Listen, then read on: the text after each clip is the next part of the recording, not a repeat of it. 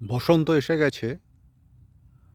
সামনের এই দুটো গাছ মহুয়া গাছ, গাছে এখনো পর্যন্ত ফুল আসেনি, তবে শীঘ্রই এসে যাবে।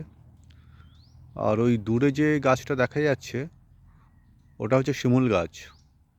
আর শিমুল গাছে কুঁড়ি এসে গেছে, কিন্তু এখনো পর্যন্ত ফুল ফোটেনি। আর নিচে যে গাছগুলো দেখা যাচ্ছে গুল্ম জাতীয়, সেগুলো সবই বেশিরভাগই পলাশ গাছ। আর তার সাথে সাথে মাঝে মাঝে আছে কুটচি গাছ। আর অরণ্যের যেটা বিশেষত্ব, সেটা প্রত্যেক ঋতুতেই কিছু না কিছু ফুল ফুটে থাকে। যেমন ধরুন, এখন ওই সামনের পলাশ গাছটাতে ফুল এসে গেছে, আর পিছনেরগুলোতে এখনও পর্যন্ত আসেনি। এই গাছটাতে তাড়াতাড়ি এসে গেছে।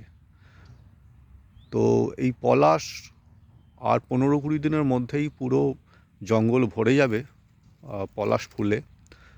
আর পলাশ ফুল শেষ হতে হতেই যে ফুল ফুটবে সেগুলো হচ্ছে কুরচি।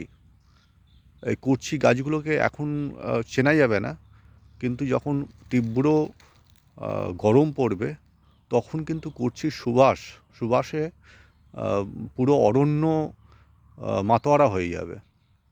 আর তার সাথে যে উপরি পাওনা, সেটা হচ্ছে শাল গাছের ফুল। শাল গাছের ফুলও কিন্তু অসম্ভব সুন্দর দেখতে। তো এইভাবে প্রকৃতি নিজেকে বরাবর সাজিয়ে নেয়। মানে প্রকৃতির মতো বৈচিত্র্যময় আমার তো মনে হয় আর কিছু নয়।